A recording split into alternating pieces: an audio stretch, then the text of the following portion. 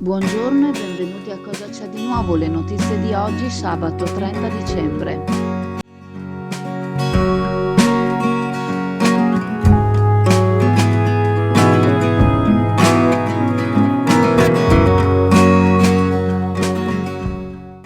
Lega Ambiente ha diffuso un dossier che approfondisce la situazione dei trasporti nel Veneto, mettendo in luce una critica verso le politiche attuali che privilegiano la mobilità individuale su gomma anziché concentrarsi sulla decarbonizzazione e sulla riduzione dell'inquinamento atmosferico. Il dossier sottolinea come le emissioni di gas nocivi coinvolgano diversi settori, ma evidenzia il peso significativo del comparto dei trasporti in questo contesto, diventando il principale contribuente all'inquinamento atmosferico. In risposta a questa situazione, Lega Ambiente presenta un elenco di 10 proposte specifiche per innovare la mobilità pubblica, cercando di spostare l'attenzione verso una maggiore sostenibilità, aspetto che sembra non essere adeguatamente valutato nelle politiche attuali. Luigi Lazzaro, presidente regionale di Lega Ambiente, critica l'orientamento proposto dalla Giunta regionale, indicando che le proposte attuali si concentrano ancora su progetti di grandi opere stradali che non sono più coerenti con le reali necessità del territorio.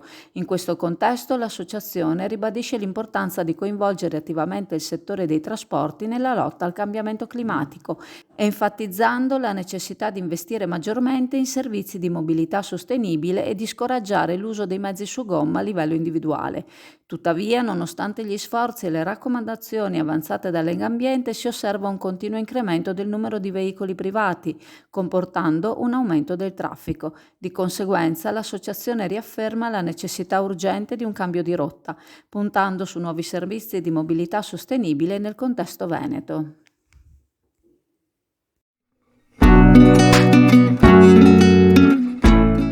Preparati a gustare le specialità tradizionali e le novità esplosive che potrai trovare all'Indiga. Gelato artigianale anche per l'asporto, per gustarlo in compagnia dove vuoi tu. All'Indiga il gelato da passeggio più gustoso, in cono, coppetta o con lo stecco.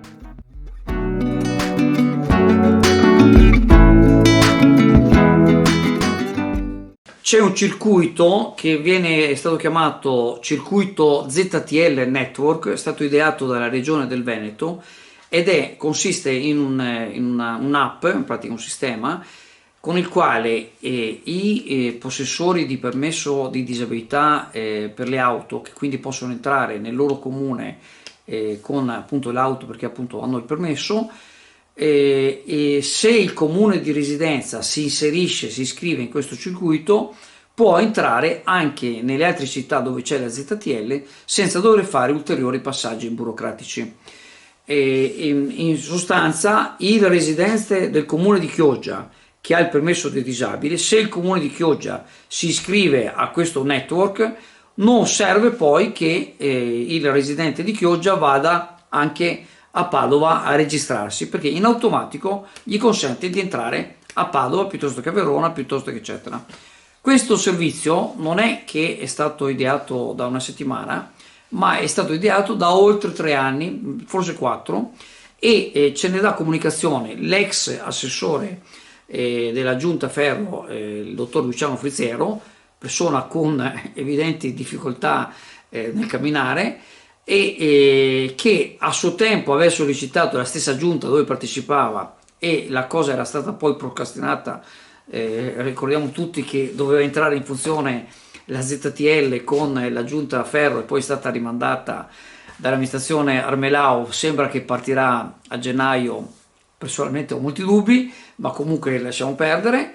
E quindi adesso che ormai sono quasi 3 anni che c'è l'amministrazione Armelao, e in questo caso l'assessore al sociale è il dottor Sandro Maragon, si auspica che questa diciamo, iscrizione a questo network venga fatta, perché sappiamo benissimo, siamo quelli che lo sottolinea tante volte, tutti gli uffici comunali, ospedali, forze dell'ordine sono gravemente sotto organico, quindi è difficile poter fare tutto, però francamente dopo oltre 3 anni sembra veramente impossibile che non si sia ancora riusciti a iscriversi e a registrarsi a questo tipo di servizio. Sono tante le persone che hanno questo problema, e visto che la tecnologia aiuta, vediamo di speriamo che l'amministrazione possa fare presto anche questo. A novità dolce e salato in Viale Veneto a Sottomarina, tra le specialità di Chioggia, il venerdì trovi anche le golosità portate da Napoli, dalle 1000 varianti di Bussolà al casatiello, dai panini nostrani ai formati campani, panini ricchi e gustosi con ingredienti della cucina campana e tante specialità, non solo salato ma anche tanti dolci gustosi con ingredienti speciali, golosi rulli farciti e gustosi torroni. Novità dolce e salato è aperto tutti i giorni, anche la domenica mattina, ma il sabato sera dalle 9 alla mezzanotte potrai gustare ciambelle e brioche calde in tanti e tanti gusti diversi. Ieri, 29 dicembre, è stato presentato il calendario per il 2024 del Circolo Pescatori La Pantoflà di Cervia presso la sede dello stesso circolo. Hanno partecipato il presidente del Circolo Ricreativo, il presidente di Pantoflà SRL, oltre all'amministrazione comunale di Cervia, rappresentata dal sindaco, dall'assessore alla cultura e dal presidente del Consiglio Comunale. Per Chioggia era presente il cittadino emerito e amico di Cervia Luciano Boscolo Cucco, presente Giovanni Lucchi che ha collaborato nel curare il rapporto tra Cervia e Chioggia. Il calendario è stato dedicato a colui che fu presidente del Circolo Ricreativo Pescatori La Pantoflà dal 2009 al 2023, Silvano Rovida, scomparso prematuramente. A lui si deve la valorizzazione della marineria cervese all'interno del circolo con lo scopo di farne attrattiva turistica e promozionale, scopo che viene perseguito tuttora con la volontà di trasformare valori identitari in un patrimonio inestimabile. Il calendario del 2024 nasce da una collaborazione tra le due amministrazioni comunali, il Circolo Pescatori e l'Associazione Lagunari di Chioggia. I due comuni lo scorso 24 giugno hanno firmato un patto di amicizia, un passaggio che intende sfociare in un rapporto di gemellaggio. Le due città sono legate da quando sul finire dell'Ottocento e inizi Novecento molti pescatori chioggiotti si trasferirono a Cervia, a Borgomarina, dove molte famiglie cervesi portano ancora cognomi veneti. Il rapporto col mare è il fil rouge attorno a cui si snoda il calendario, in cui le immagini ricordano i fatti salienti per le due città, alternate alle ricette tipiche della gastronomia. Cervia e Chioggia appartengono all'Associazione Europea delle Città del Sale. Nel calendario c'è un richiamo al Cammino del Sale, organizzato dai camminatori del gruppo culturale Città Salinara, un percorso attraverso le antiche città del Sale, Cervia, Comacchio, Chioggia, Venezia. Il calendario sarà presentato a Chioggia, in municipio, il prossimo 13 gennaio, sabato alle 10 e nuovamente a Cervia durante la serata marinara il 19 gennaio.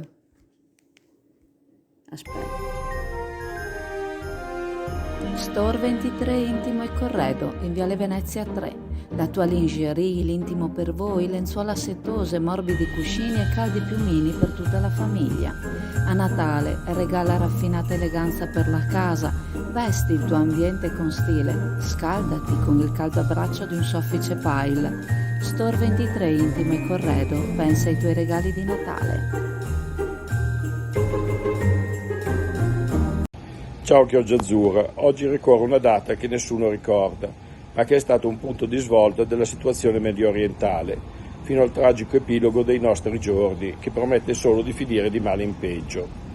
Il 30 dicembre 2006, dopo un processo sommario per crimini contro l'umanità, per l'uccisione di un centinaio di curdi, nemmeno tanti se si pensa alle stragi di Ali Chimico per la disinvoltura con cui usava i gas tossici contro la popolazione curda, dicevo il 30 dicembre 2006 fu giustiziato Saddam Hussein, dando il via ad un processo che sembrava di liberazione e democrazia con le primavere arabe, ma che si è tradotto in un ritorno ad un passato buio ed oscurantista, il cui epilogo fu l'assassinio del giornalista corrispondente anche del New York Times, Khashoggi. Bei tempi, se mi permettete la leggerezza dopo tante morti, quelli in cui il nome di un altro Khashoggi faceva rima con la soubrette Lori del Santo. In realtà tutto nasce dal trattato di Sèvres e poi di Basilea, col crollo dell'impero ottomano, sconfitto con gli imperi centrali nel 15-18. Un impero che bene o male aveva garantito una stabilità con un certo rispetto delle minoranze, che durava da 5 secoli. Saddam, vittima dei fantasmi che tormentavano Bush figlio, viene così sacrificato con un cambio di filosofia degli Stati Uniti, che prima si muovevano nel segno della dottrina Eisenhower, che mirava a sostituire la forza militare di Francia e Inghilterra con un soft power nel Medio Oriente per frenare in maniera dolce l'espansione russa verso i mari caldi. Eisenhower era un generale prestato alla politica che sapeva benissimo che le guerre non si vincono, al massimo si pareggiano male come in Corea, e che di fronte alla prova muscolare di Francia e Inghilterra, che mandavano la legione straniera in Medio Oriente, dividendo arbitrariamente i confini incuranti delle minoranze dei popoli che li abitavano, contrapponeva quella che poi con Kissinger sarebbe diventata una prassi, ossia la convergenza di interessi mercantili, il the business is business. Di fronte ad un 2024 che si preannuncia coperto da nubi fosche, per una guerra nel centro dell'Europa che non accenna a scemare ed un conflitto in Medio Oriente che minaccia di coinvolgere l'Iran e la Siria, l'anniversario dell'impiccagione di Saddam Hussein e la maledizione che si dice abbia pronunciato fanno riflettere sui drammi dimenticati di questo 2023, come la deportazione della minoranza armena dalla Nagorno-Karabakh o quella di gran parte della popolazione siriana, 3,5 milioni, ancora nei campi profughi turchi, e su quelli che minacciano, dopo un'età dell'oro durata quasi 70 anni, l'Europa, mai come oggi così vicina ad un punto di non ritorno verso un nuovo Medioevo. Buone feste da Massimiliano! Auguri di buone feste da Alberto. Auguri di buone feste da Elisa. Ciao, sono Michael, auguri e buone feste. Auguri di buone feste da Fabia. Auguri di buone feste da Francesco. Buone feste da Alessandro. Auguri di buone feste da Giulia. Auguri di buona festa Alessandro. Buone feste da Doris. Buone feste da Mauro.